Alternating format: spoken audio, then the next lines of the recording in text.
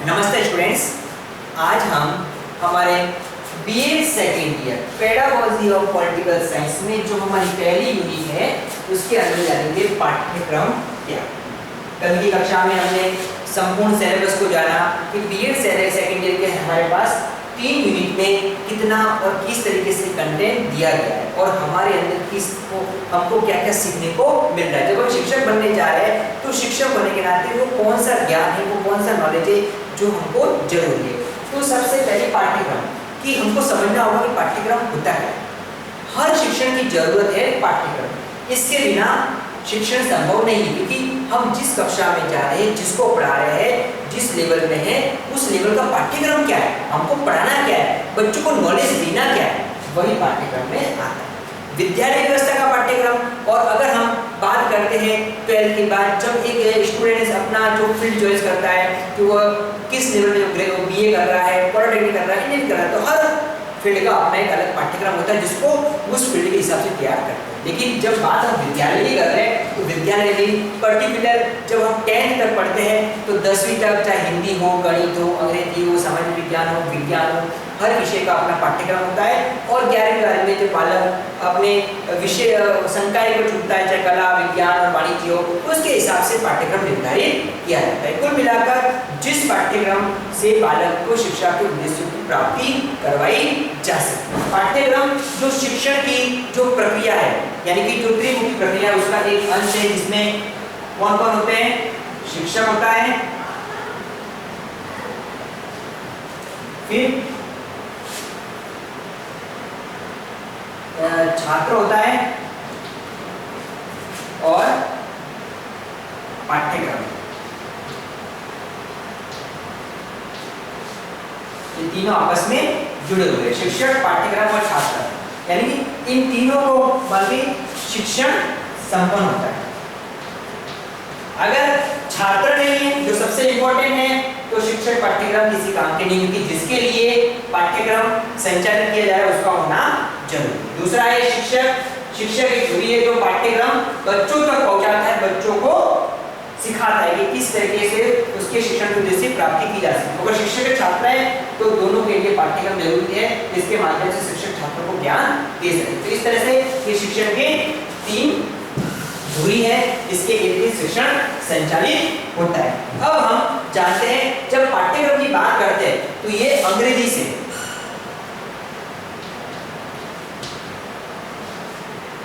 जो वर्ड है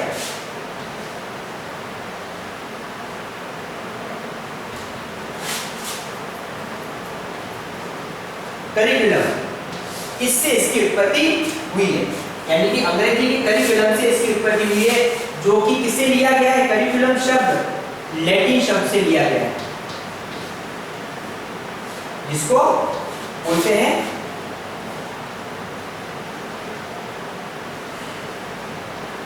कुरिल।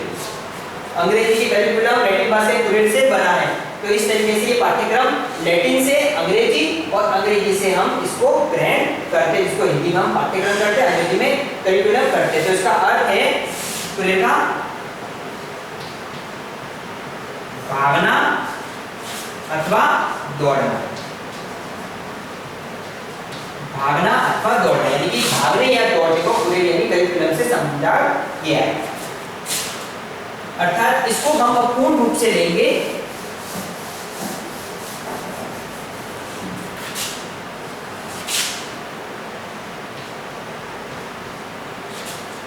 गंतव्य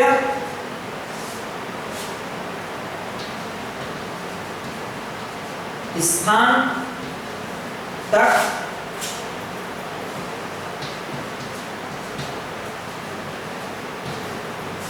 पहुंचने तक की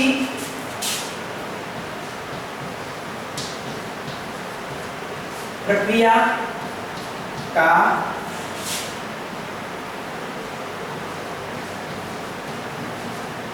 विषय ज्ञान की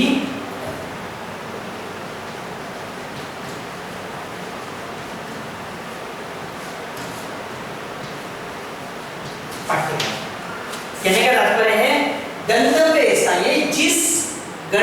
जहां हम पहुंचना चाहते हैं, जहां हमारी राह है, वहां तक पहुंचने तक की जो प्रक्रिया है, जो प्रोसेस है, उस विषय ज्ञान को ही पाठ्यक्रम कहते हैं। यानी पाठ्यक्रम हमको जहां पहुंचना है, जहां हमको ले जाना जा रहा है, वहां तक पहुंचाने का काम हमारा पाठ्यक्रम करता है। एक कक्षा कक्ष के अंतर्गत शुरू से प्राथमिक लेवल से कक्षा 1 से लेकर कक्षा 12वीं तक जो पाठ्यक्रम निर्धारित है कि 1 की पाठ्यक्रम 2 में पहुंचाता है, 2 का पाठ्यक्रम 3 में, यानी धीरे धीरे पाठ्यक्रम सरल से जटिल की ओर अग्रसित होता है और बालक को आगे की ओर ले जाता है। तो यही है हमारा पाठ्यक्रम। तो पाठ्यक्रम के संदर्भ में कोटेशन बताता हूं एक कनिगम की।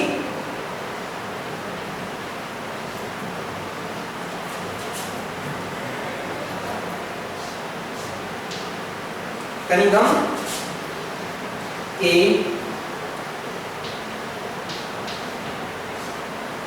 शब्दों में कनिगम ने कहा है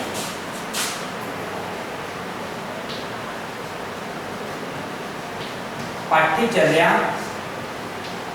एक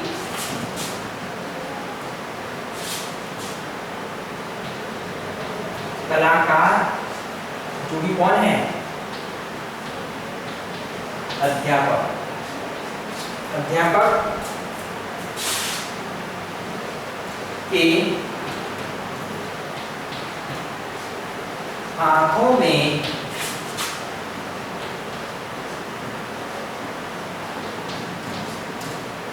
वह यंत्र, यानी कि साधन है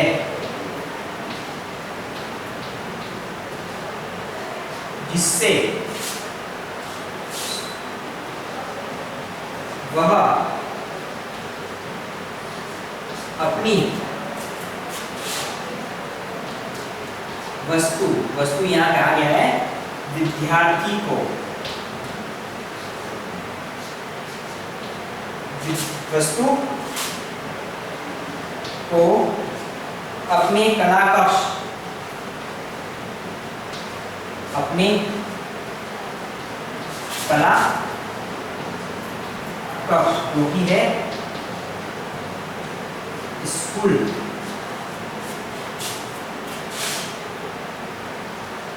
में अपने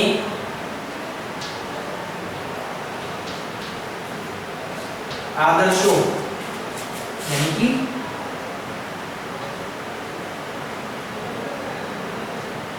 उद्देश्य के अनुसार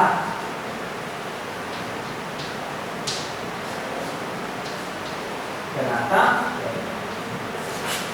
ये परिभाषा कही गई है कनिगम ने, जो पाठ्यक्रम के संदर्भ में कही है कि क्या है कि पाठ्यचर्या एक कलाकार की संज्ञा अध्यापक से है कि कलाकार यानी अध्यापक के हाथों में वह यंत्र, यानी कि साधन, यानी कि अध्यापक और साधन है जिससे वह अपनी वस्तु, उसकी वस्तु कौन है, विद्यार्थी, उसकी वस्तु को अपने कला कक्ष, उसका कला कक्ष स्कूल में अपने आदर्शों के उद्देश्य के अनुसार बनाता है। तो अब हम इस परिभाषा को इस तरीके से समझेंगे कि पाठ्यचर्या एक अध्यापक के हाथों में वह साधन है जिससे वह अपने विद्यार्थी को अपने स्कूल में अपने उद्देश्यों के अनुसार बनाता है। यानी कि अध्यापक उस साधन के माध्यम से, जो पाठ्यचर्या पाठ्यक्रम है, उसके माध्यम से अपने विद्यार्थियों को अपने विद्यालय के अंदर उद्देश्यों को प्राप्त करने के अनुसार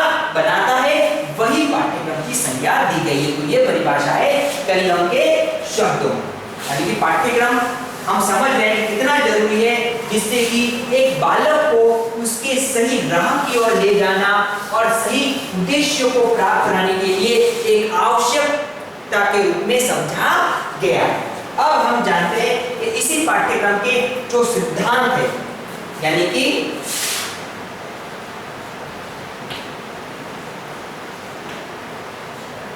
पाठ्यक्रम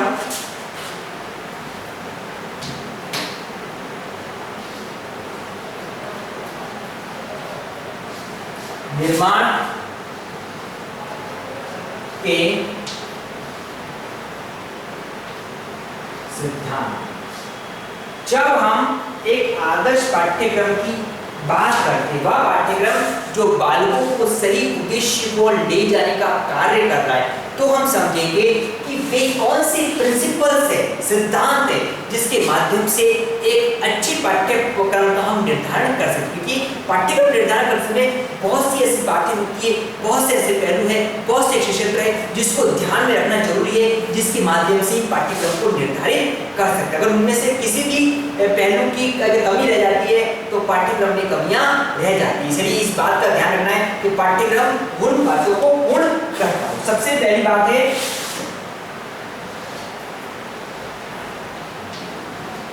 बाल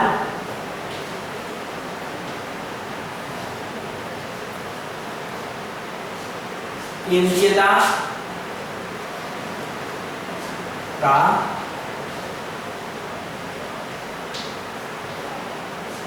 सिद्धांत। बाल केंद्रीयता का सिद्धांत, बाल केंद्रित यानी कि बच्चों के अनुसार। तो बाल केंद्रीयता में हम ध्यान रखेंगे एक तो बच्चों के स्तर, ठीक है, बच्चों की रुचि आ जाएगी इसमें, जो बच्चों को समझ में आए। कहने का मतलब रुचि का मतलब यहाँ पर समझ से है, और कहीं ना कहीं बच्चों की जो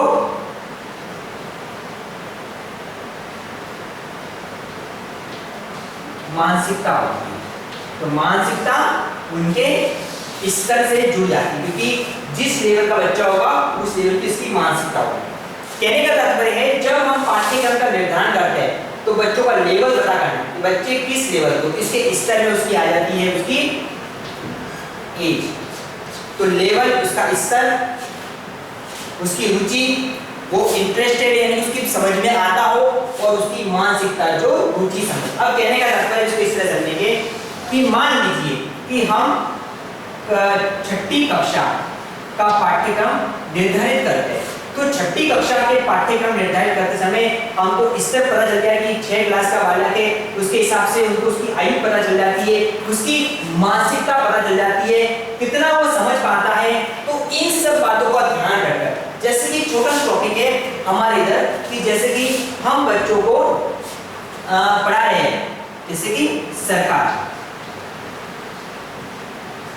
तो छठी कक्षा के जब सरकार का टॉपिक पढ़ाएंगे तो इस पूरे टॉपिक में हम देखेंगे कि हम बच्चों को केंद्रीय सरकार, फिर उसके अंदर केंद्रीय सरकार में हम प्रधानमंत्री, राष्ट्रपति, मंत्रिपरिषद, उसका जो सामान्य ज्ञान होता है, सामान्य नॉलेज, वो पढ़ाया जा रहा है। उसको बारीकी से उसका जो डीपली नॉलेज है वो बच्चों को नहीं दे रहे, वो धीरे धीरे जैसे ही सरकार हम 8वीं कक्षा में आएंगे तो फिर उसका पर्टिकुलर टॉपिक बनेगा प्रधानमंत्री, फिर अलग टॉपिक बनेगा राष्ट्रपति, फिर जैसे जैसे बच्चा आगे बढ़ता है तो जो सिलेबस है वो विस्तृत होता जाता है, बड़ा होता जाता है, और फिर उसको जो माइनर नॉलेज है, अंदर की नॉलेज है, वो जानने को मिलती है। कहने का तात्पर्य है लेवल और स्तर के अनुसार हम पाठ्यक्रम का निर्धारण करते हैं कि बच्चों को किस लेवल से हमको समझाना है।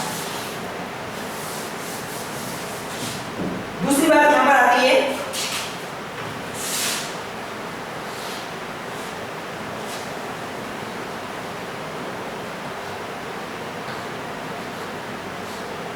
समुदाय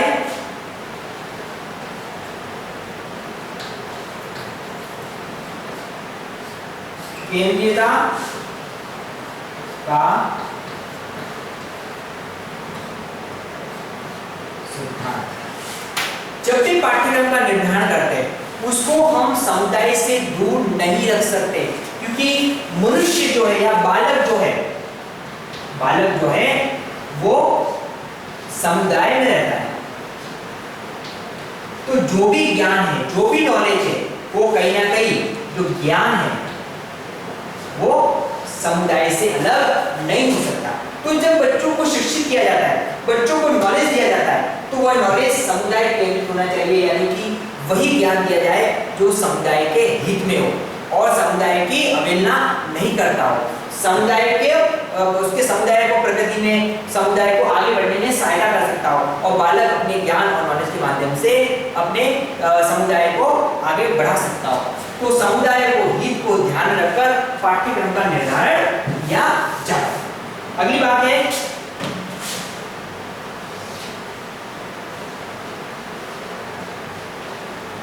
एकता का सिद्धांत।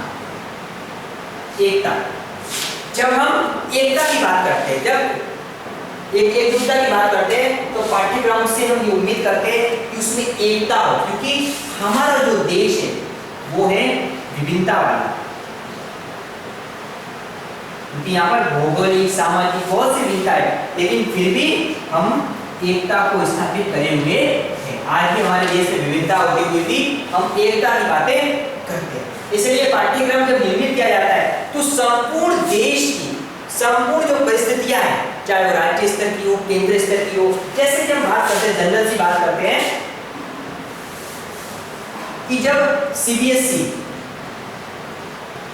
की जब पाठ्यक्रम निर्धारित होता है तो जो पाठ्यक्रम जम्मू कश्मीर की सीबीएसई स्कूल के अंदर है, मान लो 10वीं कक्षा में, तो वही हमको जो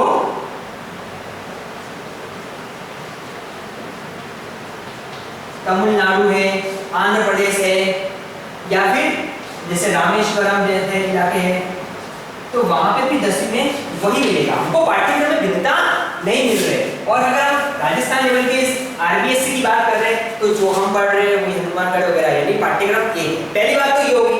दूसरी बात, जब भी बच्चों को पाठ्यक्रम सिखाया जाता है या पढ़ाया जाता है तो उनमें एकता का भाव बना रहे, किसी भी समुदाय विशेष या धर्म के उसमें उसकी अवहेलना नहीं हो, उसका कुछ ऐसा कोई टॉपिक नहीं हो जिससे कि उसको ठेस पहुंचे। तो पाठ्यक्रम में एकता होनी चाहिए और यही एकता एक आदर्श पाठ्यक्रम की विशेषता के अंतर्गत आता है। अगला है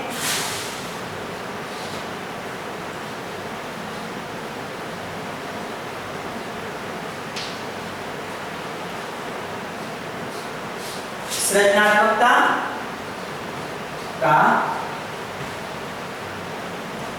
सिद्धांत। सृजनात्मकता, क्रिएटिविटी, बालकों को कुछ ना कुछ नया करने को मिले, कुछ ना कुछ नया ज्ञान मिले, और जिस पाठ्यक्रम को पढ़ने के बाद क्रिएटिविटी निर्मित होती है, बच्चों की ज्ञान में वृद्धि होती है, उनकी सोच परिवर्तित होती है, वो कुछ नया करने के लिए लालायित रहते हैं, यही पाठ्यक्रम आदर्श रूप में समझा जाता है। जिससे एक बालक अपने शिक्षण को या पढ़ने के बाद उसको अपने जीवन में किस तरह से क्रिएटिविटी के रूप में लेता है, वह पाठ्यक्रम आदर्श रूप में हमारे सामने आएगा। इसलिए पाठ्यक्रम में सृजनात्मकता होनी चाहिए। इसके साथ ही सृजनात्मक के साथ क्रिया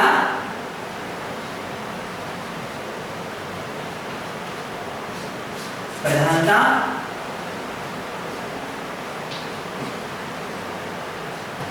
सिद्धांत।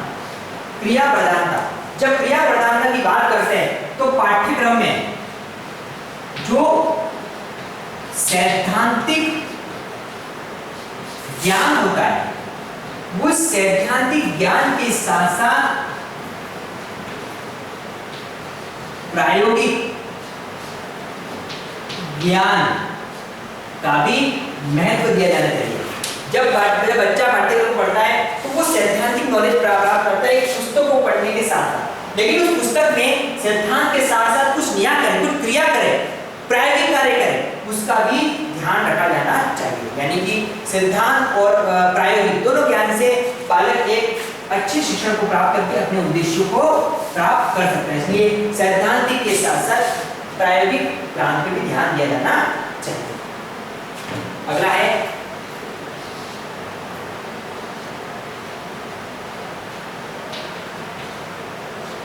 दूरदृष्टि।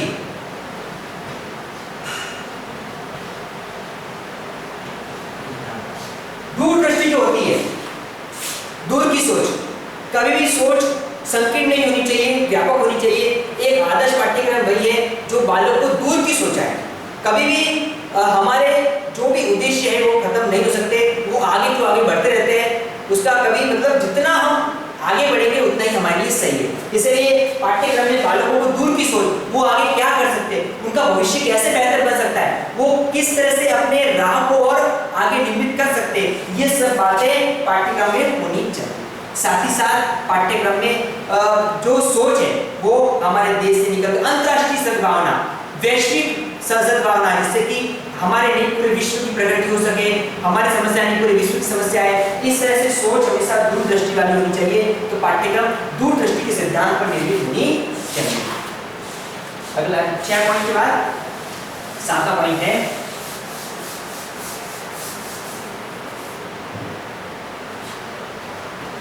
साथी बातें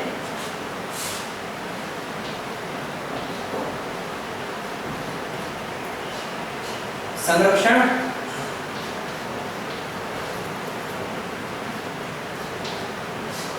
जब पाठ्यक्रम का निर्धारण किया जाता है तो देश की धरोहर, देश की सभ्यता, देश की संस्कृति संरक्षित रहे, उसको नुकसान नहीं पहुंचे। आज बालक पढ़ लिख कर भी अपनी सभ्यता से जुड़ा हुआ है, अपनी सभ्यता को समझे। आज भी हम देखते हैं राजस्थान लेवल पर जब हम पाठ्य पुस्तक पढ़ते हैं आरबीएससी की, तो उसमें देखते हैं कि देश की जो सभ्यता संस्कृति, राजस्थान की संस्कृति, त्योहार जो भी मनाए जाते हैं उसको पढ़ाया जाता है। चाहे हम केंद्र की बात करते हैं तो हमारे राज्य के अलावा जो कहाँ कौन से पर्व मनाए जाते हैं, कौन कौन सी जयंती आती है वगैरह, ये सब पढ़ाया जाता है। तो संरक्षण का सिद्धांत होता है। प्लस दूसरी बात ये कि देश की धरोहर को किस तरह से रक्षा करी जाए, देश की जो धरोहर है वो किस तरह सार्वजनिक है उसको समझा जाए, ये सब के सब संरक्षण के माध्यम से सिखाई जा सकती है। इसलिए पाठ्यक्रम में संरक्षण का सिद्धांत शामिल किया जाना चाहिए। अगला है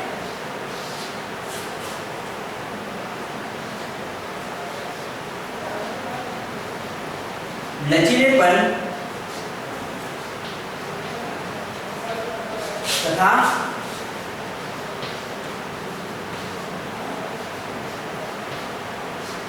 विविधता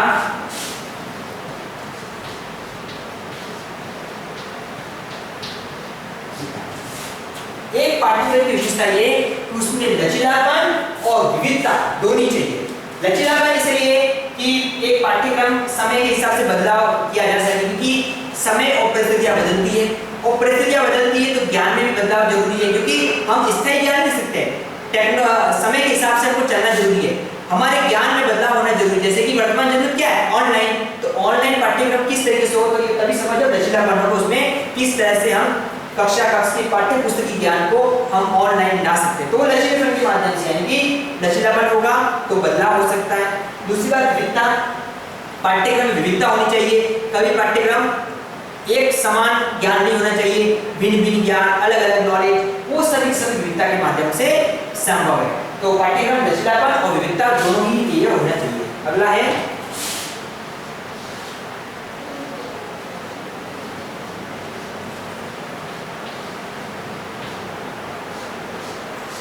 उपयोगिता सिद्धांत। वही पाठ्यक्रम सार्थक है जो कुल मिलाकर उपयोगी है। जो पाठ्यक्रम उपयोगी नहीं है वो पाठ्यक्रम किसी काम का नहीं। तो पाठ्यक्रम हमारे जीवन में उपयोगी होना चाहिए। हम जो प्राप्त करना चाहते हैं, जिस लक्ष्य की ओर हमारा निशाना है, या हम जिस लक्ष्य की ओर जाना चाहते हैं, उस लक्ष्य को प्राप्त करने में पाठ्यक्रम हमारी सहायता करे। अगर पाठ्यक्रम उपयोगी है तो हमारे उद्देश्य को पूर्ण कर रहा है, हमको सफल राह की ओर ले जा रहा है। तो इसी बात को ध्यान रखते हुए पाठ्यक्रम के अंदर उपयोगिता का सिद्धांत होना चाहिए। अगली बात है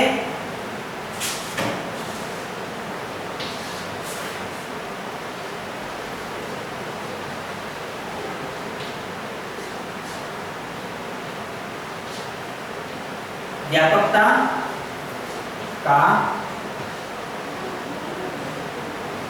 सिद्धांत। व्यापक पाठ्यक्रम में व्यापकता होनी चाहिए, यानी कि पाठ्यक्रम कभी भी संकुचित नहीं होना चाहिए। उसमें वह ज्ञान व्यापक तौर पर और वैश्विक तौर पर होना चाहिए। जो ज्ञान हमारे क्षेत्र से संबंधित है वो संपूर्ण राष्ट्र से संबंधित होना चाहिए और संपूर्ण विश्व अंतर्राष्ट्रीय संबंधित होना चाहिए, यानी कि नॉलेज व्यापक तौर पर प्रदान किया जाए। अगला है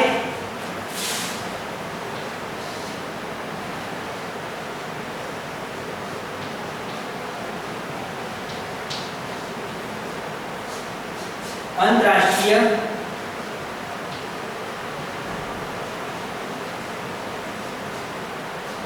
सद्भावना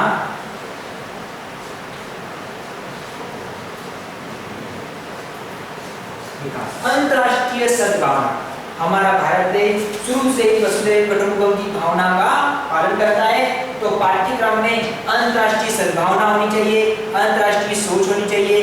कुल मिलाकर हम अंतर्राष्ट्रीय तौर पर नागरिक, यानी कि हमारी जो समस्या व्यक्तिगत नहीं अंतर्राष्ट्रीय तौर पर है, या किसी अन्य देश की समस्या सबकी, जैसे कि मान लीजिए पर्यावरण प्रदूषण जो हो रहा है वो अंतर्राष्ट्रीय वैश्विक तौर पर हो रहा है। कोरोना बीमारी जो फैली हुई है वो संपूर्ण विश्व में फैली हुई है। तो ये कब इन सब से हम निजात कब पा सकते हैं? जब हमारी सोच अंतर्राष्ट्रीय हो।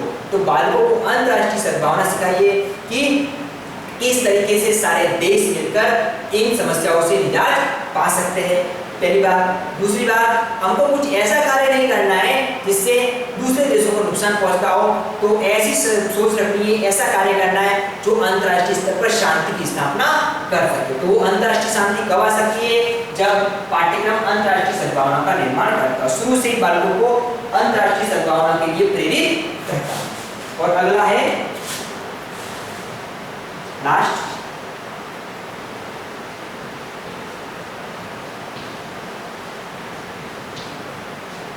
नैतिकता का सिद्धांत। नैतिकता बहुत ही जरूरी है। नैतिकता के माध्यम से हमारा अच्छा आचरण निर्मित होता है, हमारे अच्छे गुण निर्मित होते हैं, हमारी एक अच्छी पहचान बनती है, हमारा एक अच्छा व्यक्तित्व निर्मित होता है। तो संपूर्ण जब हम पढ़ लिख लेते हैं और पढ़ लिखने के बाद हमको मैनर्स ही नहीं पता, हमारा आचरण सही नहीं है, हम दूसरों के साथ सही से पेश नहीं आ सकते हैं, तो हमारा पढ़ा लिखा होने का कोई महत्व नहीं। तो कहने का तात्पर्य है कि अगर हमने पढ़ाई लिखाई करी है तो हमको हमारे ज्ञान के साथ साथ हमारे को अच्छा व्यक्ति भी बनाना है, हमको अच्छे गुण भी सीखने हैं, एक अच्छे आदर्श स्थापित करने।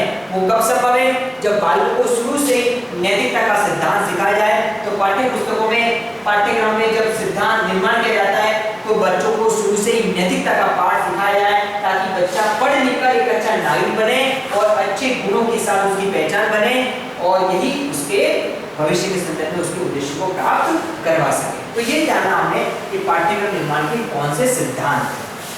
तो आज हमने कक्षा कक्ष में जाना हमारी पहली यूनिट के अंदर कि पाठ्यक्रम क्या है, इसकी जरूरत किस तरीके से है, और शिक्षण के उद्देश्य को प्राप्त करने में पाठ्यक्रम किस लिए एक महत्वपूर्ण तौर पर माना जाता है, और पाठ्यक्रम को अर्थ को समझते हुए पाठ्यक्रम का जब निर्माण किया जाता है, उसका निर्धारण किया जाता है, तो आदर्श पाठ्यक्रम निर्धारण करने में उसके कौन कौन से सिद्धांत थे इसके बारे में हमने जाना।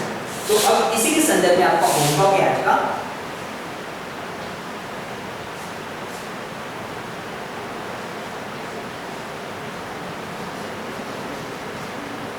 पाठ्यक्रम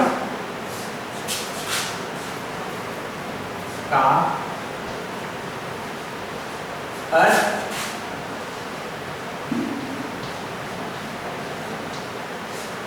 बताते हुए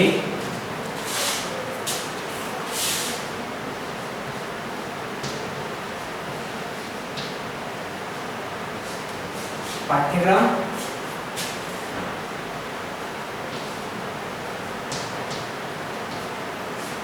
निर्माण के